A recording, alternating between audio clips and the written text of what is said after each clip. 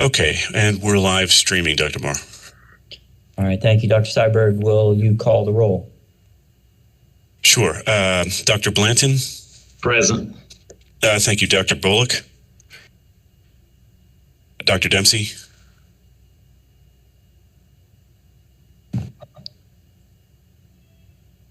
Are you there, Dr. Dempsey?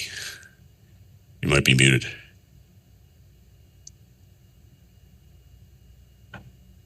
All right, well, I see him there. Dr. Fleming? Ms. Janeski? Dr. Graham? Present. Thank you. Dr. Houston? Dr. Locklear? Dr. Marr? Here. Dr. Miller is not here. Dr. Penfield? Present. Thank you. Dr. Truitt? I'm here, and I want to let everyone know that I have COVID. So. Oh no. Yeah, I'm gonna be fine, but I'm if I don't make sense, that's why. All right. Well, hang tight. All right. Miss Floyd. Is Miss Floyd there? Not yet. Dr. Holland. Present. Dr. Weddington. Here. Dr. Wood. Present. Mr. Smith. Present. And Mr. Payton. We have quorum, Dr. Marr.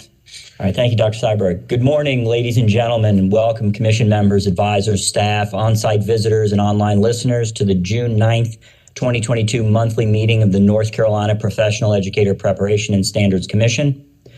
This Standards Commission develops and recommends to the State Board of Education rules related to all aspects of educator preparation programs. I'm Michael Marr, the Vice Chair of the Professional Educator Preparation and Standards Commission, and I call this meeting to order. Our agenda and materials are available online through the DPI website, www.ncpublicschools.org, on the SBE meetings link. The meeting is also audio streamed through a link located at the bottom of the e-board agenda. I will now read the ethics statement that is required of us. Commission members are reminded that it is our duty to avoid conflicts of interest and the appearance of conflicts of interest as we handle the work of the Commission. Does any member of the Commission know of any conflict of interest or any appearance of conflict with respect to any matters coming before us at this meeting? If so, please state them for the record.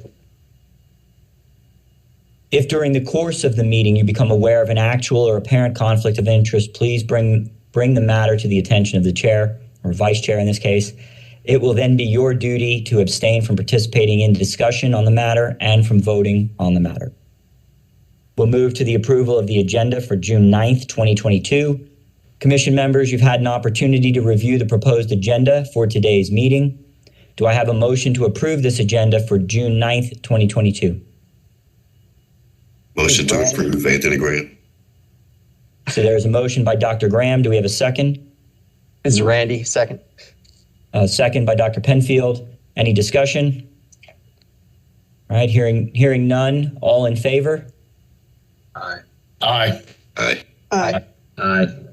Any opposed? Hearing none, the vote carries. We'll move on to the approval of minutes. The minutes from our previous commission meeting on May 12th, 2022 have been prepared and made available to you. Do I have a motion to approve these minutes? I make a motion we approve those. This is Chris Blanton. Thank you, Dr. Blanton. Do we have a second? Second, Dr. Holland. Thank you, Dr. Holland. We have a motion and a second. Any discussion? Okay, all in favor, say aye. Aye. Aye. Aye. Aye. Aye. Any opposed? Hearing none, the motion carries. Thank you, everyone, for that.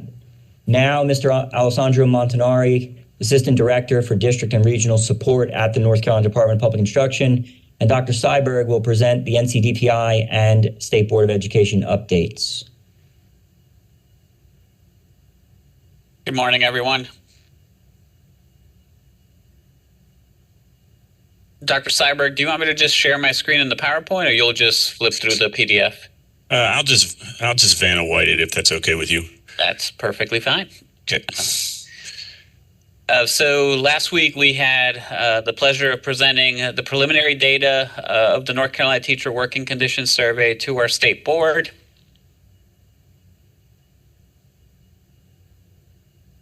As you all know, our North Carolina Teacher Working Conditions Survey occurs every 2 years. It started in 2002. 2022 was our 10th edition of the survey. Through the years, the survey has pretty much stayed the same, except we've adjusted a couple of questions. And in 2020, we did add 2 new constructs. We added safety questions and equity questions to the survey. North Carolina was the first state across the country to administer a statewide survey such as this one. And since then, we have 16 other states that actually use our questions to conduct a survey of their own. We are very, very lucky to work with a 24-member advisory committee. And that is composed of stakeholders from across the state, from HR directors to superintendents to our Teacher of the Year to others. We did have a new vendor this year for the survey. Academic Development Institute became our new vendor for the survey, and we hope to continue this partnership with them for the 2024 edition. Because we had a new vendor, we also had a new website, nctwcs.org. All the data went live on the website last Wednesday. When the state board presentation happened. And one of the things that we worked with Dr. Marr and Dr. Korn in the Office of Learning Recovery and also with our advisory council was in adding 4 questions to the survey this time that had to do with the impact of the pandemic. In addition, we always get asked the question after the survey, well, what now? What do we do with all this data? As schools and as school improvement teams and as district leaders. So we've developed a couple new resources that we've never done before in the past. We have a new data protocol in the resources page of the website. And we've also developed a new crosswalk with NC Star. So here's the data protocol. You can download this on the resource page of the website. We hope that this new resource allows your school improvement teams and your school leaders as they're dissecting the data and trying to make data-informed decisions in their schools and districts. The survey rollout was very similar to past rollouts over the entire month of March. We started the survey on March 1st, but before we did all that, we did have the new website that went live on January 5th. We had a strong social media campaign for the first time ever, and we really are happy with the success of that social media campaign. Big shout out and thank you to Blair and the communications department. They did an outstanding job of promoting the survey. Our state superintendent Truitt did a video for us, and we also had videos by Julie Pittman, Freeburg McKinney, Tavari Wallace, and we felt that really excited people to share their voice and allow us to hear them with the survey. So with that said, you can see the results in a couple of slides. I think it might be, every time we do the survey, we also do an infographic, which just highlights some of the key points. That is also available on the website in the resources tab. You can download that, and if you wish to share that one-page document, feel free to do so. But as I was stating, extreme success with the survey in terms of participation. We almost hit 92%. That's amazing for a survey. 112,000 of our 122 educators across the state responded to it. As you can see, we showed you a little comparison there of the past 4 editions of the survey. Never before had we hit those types of numbers. And we had records on everything from day 1 participation. I mean, our educators were really excited to take part in this survey. We had 22% participation on day 1. Over half the state were done with the survey after week 1. And then we reached that record of 92%. And of our 2,743 buildings out there, 2,690 ended up receiving data. Now, do remember that we do have a minimum response rate threshold of at least 40% or 5 respondents if you're a small building need to make sure to respond to the questions in order for you to obtain data. And we do that to try to keep the survey anonymous so that no one knows exactly how everyone responded. But only 53 schools did not receive data out of the 2,743, so that's incredible as well. And in terms of participation, we saw high numbers or new record numbers in every category from all stakeholders. So we saw a high number of principals, high number of assistant principals, almost a 500 increase there. More teachers, and then obviously other education professionals that did participate in the survey. And that is always a school or district decision in terms of what other certified personnel take the survey. And this is just a breakdown of the 112,000 by role. The majority, of course, are our teachers, 87%. And then we had 9% were other. 2% of the total of 112,000 were principals, and 2% were assistant principals. A little graphic of the experience of those that responded, of the 112,000. This matches what we know about our state. We have a state that has, for the most part, a lot of years of experience, with 58% having more than 10 years of experience. It's just a quick graphic that shows you experience by respondent. The next slides basically go over the rate of agreement for all the constructs and the questions.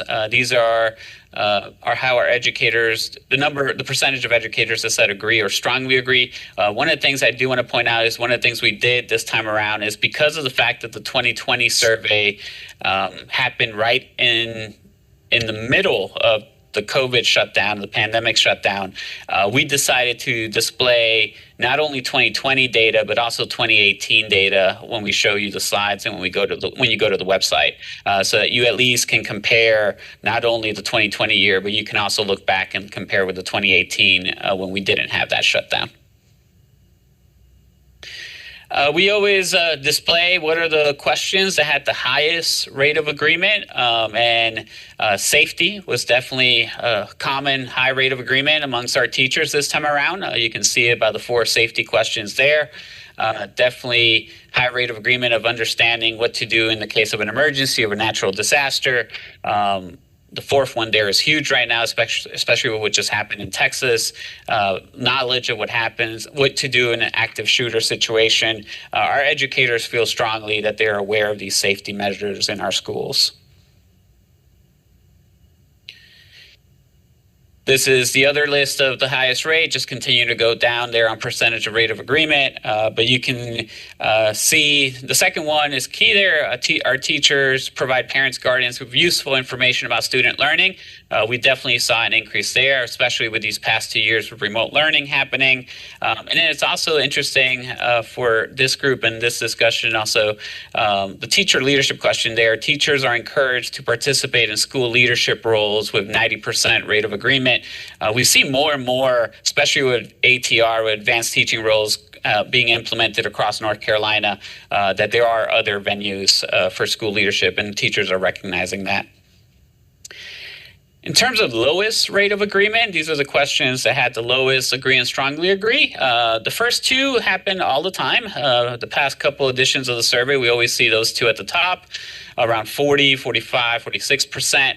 And that's because it has to do with homework. And we understand that more and more schools are moving away from homework, especially at the elementary level. So we typically see that type of response from our educators across the state. Remember, this is asking all 120 educators that question. But the first key point here to notice is the question on time.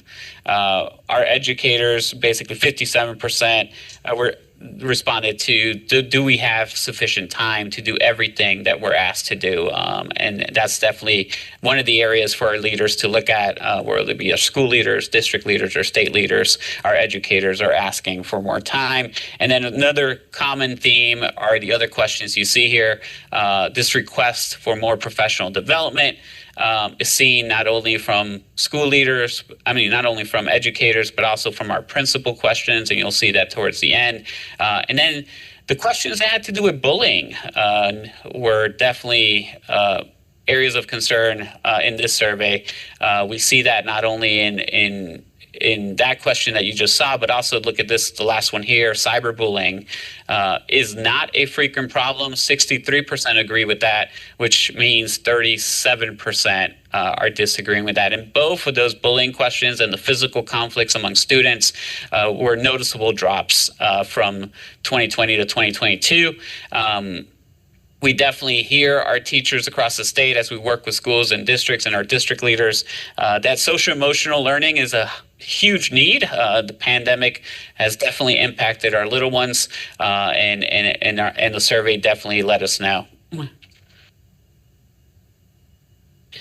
terms of largest increase, when comparing the past three surveys, you see the top two there.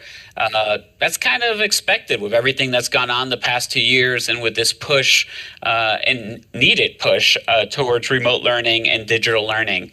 So you see 7% increase, 4% increase, 4% increase in those technology questions.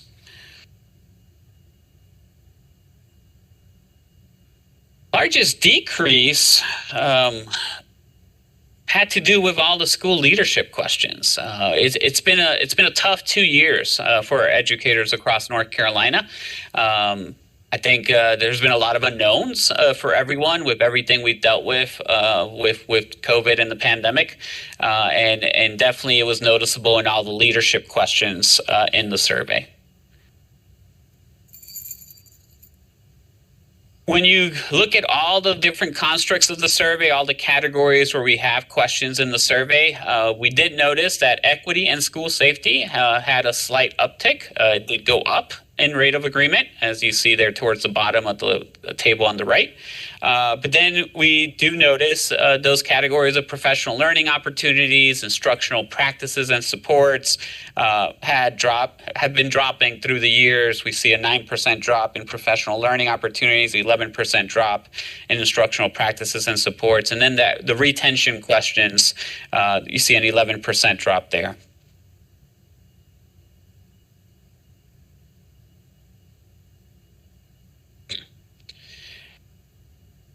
These are the same types of slides, but this time for the principal questions, and we notice similarities here. You do have that top one there for the principals was using assessment data that the district emphasizes the use of assessment data to inform instruction. 96% of principals are strongly or agreeing to that one. Second one, it has been huge the past 2 years. Principals have formed tighter and tighter relationships with their communities, and they responded to that appropriately there, are knowledgeable about issues of the community. And then you notice the safety questions pop up. The reverse would be the next slide. Once again, principal questions, lowest rate of agreement. You see, once again, the topic of cyberbullying, topics of physical conflicts among students come up again. Bullying is not a frequent problem in this district. You see it once again in terms of lowest rate of agreement for our principals, which matches the questions that had lowest rate of agreements of our teachers. Teacher intention and retention. Not a lot has changed with these questions in the past two survey editions. I'll start with the bottom one, question 10.3 there. When it comes to what most affects your willingness to keep teaching at your school, kind of amazing that it's almost identical. 33%, both in 2020 and in 2022, school leadership matters in terms of me staying to work in my building. It's the highest answer to that question, and it just continues to be about a third of our respondents say that school leadership is why I continue to keep teaching at my current school. In terms of the question at the very top there, 10.1, not huge changes in the numbers. We do see that the first one there dropped 3% from 81 to 78. Will I continue teaching at my current school? And you see that 3% at the very bottom there, leave education entirely, going from 4 to 7%. Now, we do know that we have had more people retire, so that could be stated in that last one as well. So don't interpret that as just teachers leaving the profession because they're quitting. It could be anything.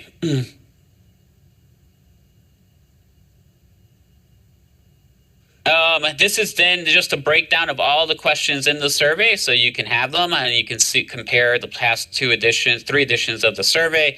These are the questions that had to do with time. We've discussed how time is a critical need from our teachers and educators that responded. Then it goes into all the facilities and resources questions, where we definitely see the high increase in technology. Community support and involvement comes next. It was interesting. The last two there are definitely something that we should look at. We see a small decline there from 80 to 75 and from 82 to 80 in terms of the community being supportive of our teachers and supportive of our school. And again, this is educator perception data. Definitely, we want our communities to support our schools and our teachers more. And we get those, so we can try to get those numbers to increase in the 2024 edition. These are the questions that had to do with managing student conduct. We've talked about some of those questions earlier. You just have all the responses there. And then teacher leadership. One of the big questions for us constantly is about teacher voice and the importance of teacher voice in making school decisions. We talk a lot about that in school improvement planning training across the state on a constant basis. And you see that's the last question right there. Teachers have an appropriate level of influence on decision making in the school. 67% in 18, 66% in 2020, 65% in 2022. These are the questions that had to do with school leadership. We've talked a little bit about these already, but again, you have all the questions here for you on the slides. And then these are all the ones that have to do with professional learning. And you see that the request from teachers is not only about needing or asking for professional development, but also professional development that they have choice in, that is differentiated according to the many experienced leaders that we have across the state, whether it be in the classroom or in our schools and districts. Instructional practices. Obviously, I think one of the big decreases here was question 9.1F. Teachers are encouraged to observe other teachers within their school or district. That's kind of, we know that it was hard for that to happen with remote learning taking place. So we did notice a decline of 7% with that. Our teachers, just like our principals, do want to collaborate, do want to work together, do want to learn from each other. And that's something that definitely the survey allows us to see. Equity and school safety, as mentioned earlier, were two that did increase. So you can see the slight increases in some of the questions that had to do with equity. And then the questions that had to do with safety. In terms of safety plans and knowledge of what to do in a crisis, definitely our teachers have strong agreement on all those. But here you see some of the questions that had to do with the bullying and cyberbullying, vandalism, all those other things that show us that our children are definitely in need of some social emotional supports in our schools after these past 2 years, which leads us to the pandemic questions, the 4 questions that we added to the survey. As you can see, the top 3 responses right there from our teachers, about, do some quick math here, around 45% are basically saying that they spent half of their time, or at least half of their time, reteaching material this year, reteaching standards this year from the past. And then here's the question of social emotional need. Over almost 70% of our respondents, of 112,000 that responded, saying that students' need for social emotional mental health support compared to the past is much more or somewhat more.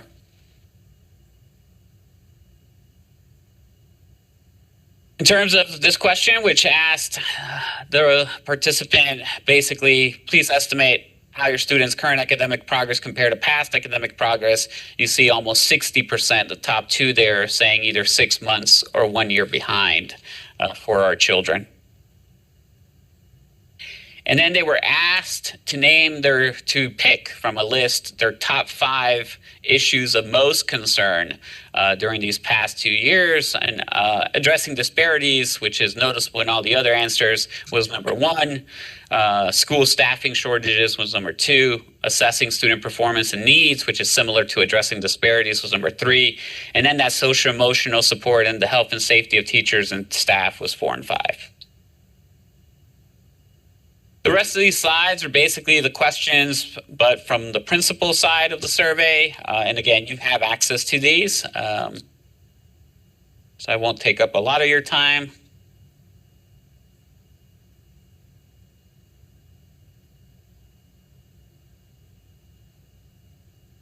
And then additional reports. All superintendents received a link over Memorial Day weekend to a district folder, just like we've done in the past, that contains special reports that we create for superintendents and their cabinets and district leaders. We've already sent the heat maps.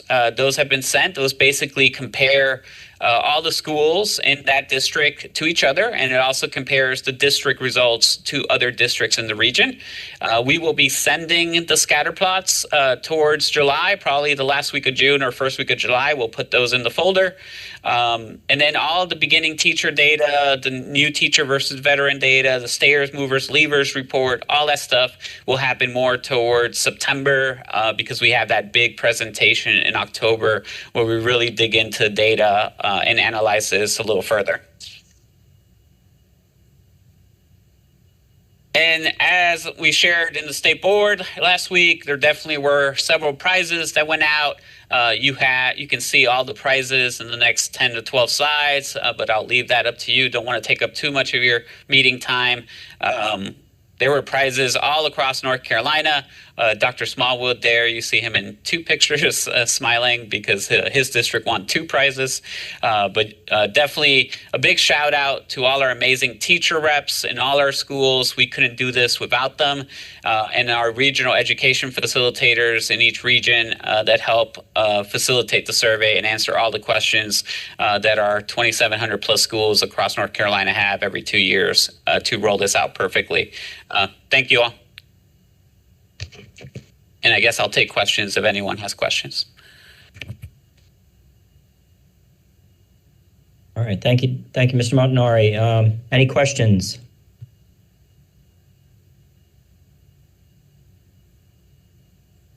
This is Catherine, if I may. I'll just share with this group what I shared at the state board meeting, which is when I saw this data, what struck me most was the disconnect between how teachers felt about building leadership, especially as it pertains to student discipline. In an effort to be equitable and in recognizing that students cannot learn when they are forced into out-of-school suspensions and they're not in class, teachers have been under pressure or principals have been under pressure to lower that data on paper.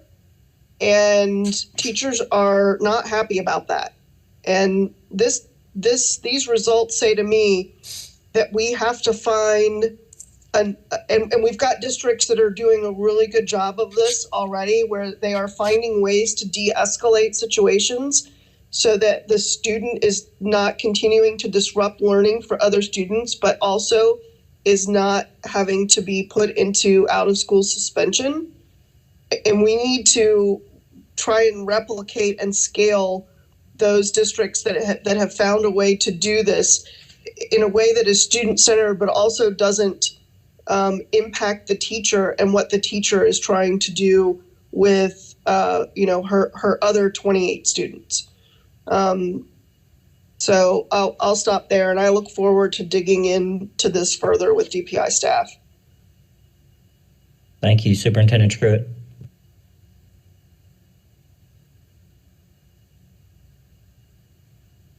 Okay, if there are no further questions, then we'll move on to Dr. Seiberg, who will share some policy amendments. Sure, thanks. Can you hear me, Dr. Moore? Yes, sir. All right, thank you. So the first one that came to the board in June was around pedagogy assessment clarification. We struck down the language associated with what was currently in place. There's been a little bit of confusion, not a lot, but a little bit of confusion about the PLT, which is the Principles of Learning and Teaching Assessment. Essentially, it's still on the books, and the reason that it's still on the books is because there exists the possibility that folks from other states may be taking the the PLT, and if that's the case, then we want to keep that on the books so that folks can transfer in and become a teacher in North Carolina and not have to take an additional assessment. But there also exists this rare occasion where EdTPA may not be covering a specific subject. So let me just walk you through that real quick, because some of you are up to speed with this and some of you are not. There are two pedagogy nationally recognized pedagogy assessments. There's the EdTPA and the PPAT. And typically, ed prep programs across the state choose either one or the other. They don't do both. And the reason for that is because all their coursework is geared towards the language and the strategy around those assessments. If you are an EPP, an educator preparation program that is doing the PPAT assessment, that is an assessment that it's the same assessment no matter what subject you are doing. So those programs that are doing the PPAT, they cover all subjects and they don't have any problem with that. That is a very small minority of the ed prep programs that use the PPAT assessment. On the EdTPA side, which is what most ed prep programs use across the state, there are a couple subjects that are not covered by the EdTPA. That is a subject-specific assessment. And what we've learned is that there are a couple of CTE areas that are not covered by the EdTPA. And so we had to clarify this in policy that if the EdTPA is not available specifically in this CTE area, and the ed prep program is not using the PPAT, they're trapped using the EdTPA, their only route is to use the PLT assessment. It's important to know that the CTE areas are going to be covered. My understanding after speaking with EdTPA folks is that they will have an assessment ready this fall. So this is just trying to shore up. I think in the past year we might have had maybe 6 to 12 folks that fall into this category. But we wanted to make sure that the field understands that the PLT is not the go-to assessment. It's always going to be EdTPA or PPAT, and the PLT is just there as a placeholder, and largely will be there. This whole effort will be moot as of about September of 2022. The other thing that Kim brought up was vendor updates, and these are just adjustments to the testing cut scores, and this is to stay in alignment with what the vendor's recommendations are. So those were approved. The next thing I want to go over is the community college application to become an ed prep program. Has been considered by the State Board of Education. That's taken us quite some time to put together, and it has to do with some complexity around the legislative rules, procedures, and laws that govern how the community college system operates. In order for them to operate, they need approval of sort of the framework of what the system isn't going to intend to offer across all the different programs that the community college system manages. And so that's what was before the board, and the board has approved that.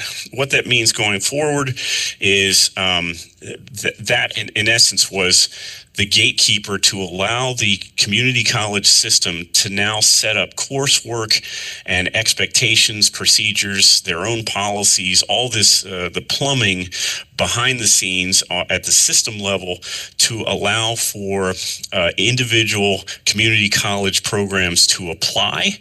And once they apply, they'll go through the rigor that was outlined in the framework. And when they are ready to be considered, the community college system will then bubble that community college up to the State Board of Education for formal approval going forward. So in essence, that's what we've set up in the June meeting with the board, was the approval of the framework, again, to enable the community colleges to apply for consideration going forward. So that's a little bit on that front. I think that is the extent of the updates, Dr. Marr. Okay, thank you, Dr. Seiberg. So do I have a motion to approve the policy amendments for LICN 001? Well, hold on a second. We didn't do that one yet, right? Yeah, we need to actually go through this. This is new business. Yeah, okay. So what you have in front of you here, we're making some small change recommendations to Licensure 001. The first is around, this has to do with approval for additional licensure areas.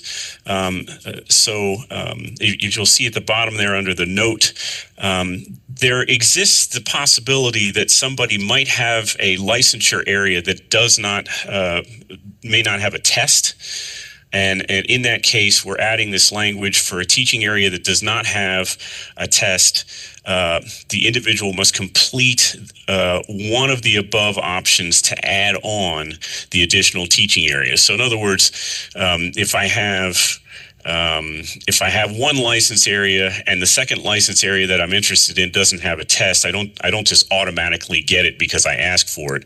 I would have to complete an ed prep program or have 24 semester hours of a C or better in order for me to get that if there's no license testing requirement. So we wanted to make sure that was clarified.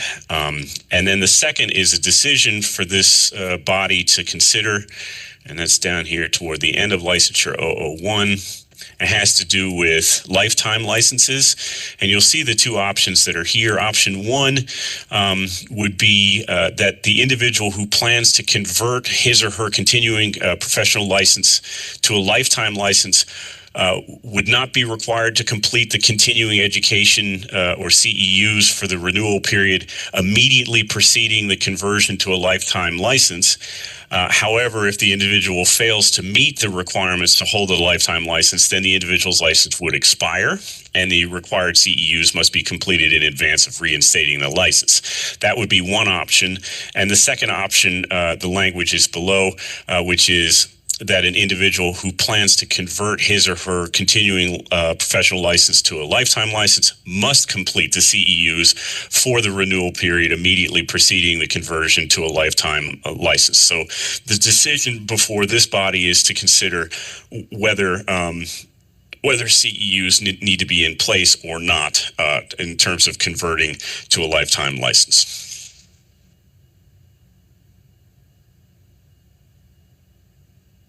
Okay. So, let me apologize for jumping ahead. Are there any questions from the committee for Dr. Seiberg about the pedagogy assessments or any of the things discussed previously?